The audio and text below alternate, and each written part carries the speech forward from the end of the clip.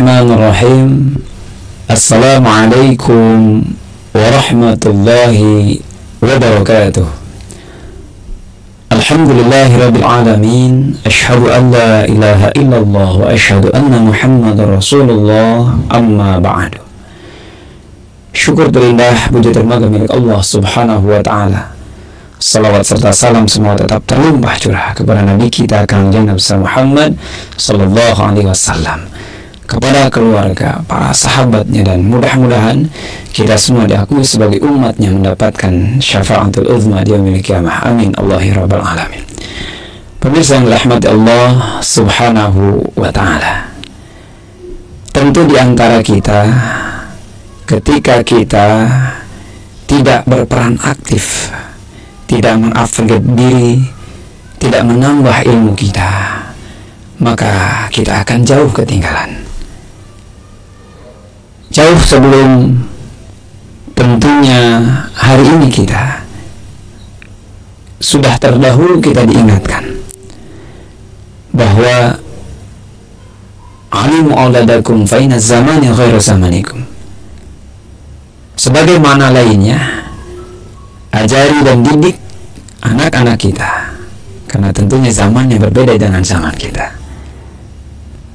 Artinya tentu ketika kita ambil makna lain bahwa kita itu harus terus bisa mengikuti zaman. Jangan sampai kita menjadi orang yang tergerus oleh zaman. Subhanallah. Maka tentu berbagai pelatihan, berbagai ilmu harus kita dalami, termasuk pun kami dan para praktisi ruqyah. Ya, di awal saya bersama tim dan juga teman-teman sekabupaten Karawang, bahkan ada yang di luar Karawang, mengikuti pelatihan awal pertama kali di pusat kota Karawang, tepatnya di Masjid Al-Jihad. Subhanallah. Tentu bisa mengikuti pelatihan ruqyah salah satu kebanggaan, salah satu syukur yang terindah. Dan menurut saya dan teman-teman, sahabat-sahabat kami, adalah satu kebahagiaan dan satu anugerah. Allah izinkan, Allah takdirkan bisa mengikuti pelatihan ruqyah. Subhanallah. Nah, tentu setelah saya sembuh dari sakit, kemudian saya mengikuti pelatihan ruqyah bersama seluruh teman-teman sekabupaten Karawang, bahkan ada yang di luar dari Karawang. Perdana sekali ikut pelatihan ruqyah. Dan tentu qadarullah, Allah izinkan mentornya atau pematerinya salah satu yang tidak asing, bertahun-tahun mengisi kajian ruqyah TV swasta nasional, yang subhanallah ketika awal mengikuti pelatihan ruqyah, bagaimana kita diajarkan, dididik. Yang pertama tentunya adalah ketauhidan, akidah kita yang benar kepada Allah Subhanahu wa taala. Maka sebelum mengikuti pelatihan ataupun beranjak ke metode cara-cara ruqyah, yang terlebih dahulu ditekankan oleh guru-guru kami, pengajar kami, mentor kami, ustadz kami, adalah bagaimana tentunya menguatkan akidahnya terlebih dahulu. Karena tentu sebagai pondasi, sebagai pelatih, mentor kami, ustadz kami yang hadir dari wilayah Jawa Barat, ya, yang tentunya kita boleh berbeda dari organisasi, namun ternyata ketika dalam satu pelatihan, dalam satu wadah ruqyah, kita tidak pernah membedakan, entah ini di organisasi Muhammadiyah, entah ini di organisasi Nahdlatul Ulama, entah ini di organisasi yang lain. Subhanallah, qadarullah, ketetapan Allah, sehingga ketenangan, kebersamaan bisa dirasakan oleh pemateri kami bersama kami. Materi yang sangat luar biasa itu mengajarkan ketauhidan, akidah yang lurus dan benar. Subhanallah. Perdana mengikuti pelatihan ruqyah, banyak hal yang kami dapatkan bersama teman-teman. Bimbingan akidah, bimbingan ketauhidan yang ditanamkan terlebih dahulu. Tentu setelah akidah dikuatkan, keimanan diteguhkan, bagaimana tentunya hakikat sakit, bahwa sakit adalah ketetapan Allah, sakit adalah sebagai dinaikkan derajat di sisi Allah, sakit bahwa kita memang sedang diuji oleh Allah, atau bahkan sakit ini sebagai pelebur dosa kita, atau juga yang tentunya menjadi introspeksi kita, apakah tentunya akibat dari ulah dan dosa-dosa kita. Kita diajarkan praktis juga untuk selalu dalam akidah bahwa Allah sebagai penyembuh, Al-Quran sebagai jalan, sebagai syifa dan penyembuh, ketauhidan, keyakinan bahwa Allah lah yang maha penyembuh. Ketika kita sakit, Allah yang menyembuhkan. Subhanallah. Perjalanan perdana mengikuti pelatihan ruqyah, ketika hari pertama dididik, dibimbing, diajarkan materi tauhid. Dan setelah itu hari kedua kemudian mulai kami diajarkan bagaimana tata cara ruqyah yang sesuai. Karena tentu kita tidak boleh tertipu dengan casing ataupun tampak memang ruqyah yang tentunya tidak sesuai. Subhanallah. Pemirsa yang dirahmati Allah Subhanahu wa taala. Maka di sini perdana mengikuti pelatihan ruqyah menurut saya dan teman-teman ini sangat berharga. Bukan soal ketenaran mentornya, bukan soal tentunya sudah terkenal bahkan masuk TV nasional dan swasta. Namun tentu kebahagiaan kami adalah bisa memahami akidah yang benar, ketauhidan yang benar, dan tentu bagaimana tentunya pengobatan ala Nabi atau tibun nabawi. Subhanallah. Faizan berahmati Allah Subhanahu wa taala.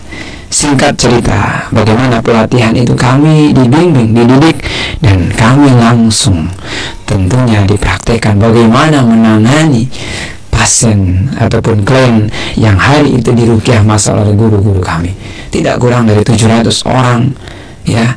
Tentunya kapasitas Masjid Al-Jihad memadati, ya. Terlihat banyak yang histeris, banyak yang menangis, dan banyak juga yang lainnya dengan reaksi-reaksi yang lainnya. Nah, itulah menjadi tantangan bagi kami seorang pemula yang perdana mengikuti pelatihan ruqyah, bagaimana bisa menangani orang-orang yang kesurupan, orang-orang yang menjerit, orang-orang yang histeris. Bahkan tentunya di awal sering ada konfrontasi, bahkan penolakan, dan juga tidak sedikit yang melempar dengan botol dan yang lainnya. Masya Allah. Namun tentu karena kita sudah sama-sama dididik untuk akidah kita yang benar, bahwa tidak ada yang bikin kita madarat, tidak ada yang bikin kita tentunya sakit, tidak ada yang bikin kita celaka, kita pasrahkan sepenuhnya kepada Allah Subhanahu wa taala. Maka perdana mengikuti pelatihan ruqyah, selain dididik tauhid, kemudian diajarkan praktek langsung dengan bagaimana ratusan klien yang diruqyah oleh guru-guru kami. Subhanallah. Firman berahmati Allah Subhanahu wa taala. Memang kalau kita bercerita terkait tentang bagaimana reaksi, bagaimana penanganan ruqyah, memang tidak akan habisnya. Dan mudah-mudahan kita ambil kesimpulan bahwa perdana mengikuti pelatihan ruqyah adalah satu anugerah dari Allah Subhanahu wa taala, yang boleh jadi Allah ingin membimbing kita. Ketika Allah ingin memahamkan kita, maka Allah akan memudahkan kita dibimbing yufaqihu fiddin, memahami ajaran-ajaran agama. Dakwah ruqyah juga bagian dari dakwah untuk tauhid kita, meluruskan umat dari bahaya-bahaya penyimpangan. Maka ketika kita ruqyah, maka mengembalikan kepada tibun nabawi, pengobatan ala Nabi. Pemirsa yang dirahmati Allah Subhanahu wa taala, kesempatan ini ada hal yang istimewa, ya. Tentunya apa? Hadiah dari siapa? Hadiah penyembuhan.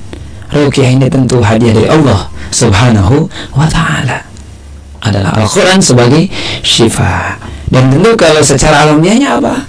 Ya, di sini saya membawa madu, ya. Madu di mana hadiah penyembuhan dari Allah, yang Allah menciptakan lebah, ya, yang ada di dalam Al-Quran ini tentu sebagai alamiah, sebagai penyembuh, ya, yang Allah anjurkan untuk kita berobat dengan madu. Pemirsa yang rahmati Allah Subhanahu wa taala, tentu di setiap kali penanganan saya kepada klien dalam menangani ruqyah selalu membawa madu, dan tentu ini dan madu ini sudah kami ruqyah. Dan bagi tentunya pemirsa yang ingin merasakan bagaimana kemanfaatan pengobatan tibun nabawi dengan madu, silahkan bisa menghubungi saya atau tim di Al Alim TV dan juga tim yang lainnya. Dan tentunya kalau kita lihat pengobatan ini, madu ada dua keistimewaannya. Yang pertama, karena Allah memerintahkan. Jadi ketika Allah yang memerintahkan, maka kita mengikuti. Yang kedua, di madu ini ada kesembuhan yang Allah hadirkan sebagai kesembuhan yang sunnah. Jadi ketika sunnah tidak ada yang sia-sia. Yang pertama Allah perintahkan, yang kedua tentunya mendapatkan pahala ketika kita mengkonsumsi madu. Masya Allah, kalau diceritakan madu banyak sekali kemanfaatannya. Ketika kita konsumsi, tentu banyak sekali kemanfaatan, baik stamina, baik tentunya penyakit-penyakit yang lain. Mungkin pemirsa sudah memahami madu ini sudah berumur ratusan tahun yang lalu sudah ada.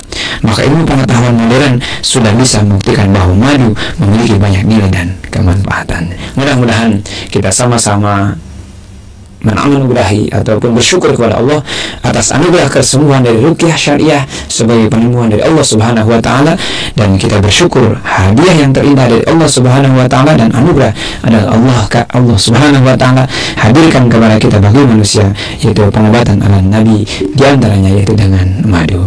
Marilah kita sama-sama berdoa mohon kepada Allah Subhanahu wa taala. Mudah-mudahan ketika kita sama-sama ikhlas dan ridho kepada ketetapan Allah yang Maha menyembuhkan, dan ketika kita berikhtiar kepada Allah Subhanahu wa taala, maka Allah akan mudahkan jalan kita.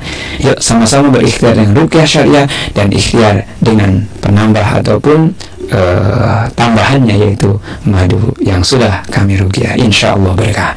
Mohon maaf atas segala kekurangan dan kesalahan. Akhirul kalam, billahi taufiq. Assalamualaikum warahmatullahi wabarakatuh.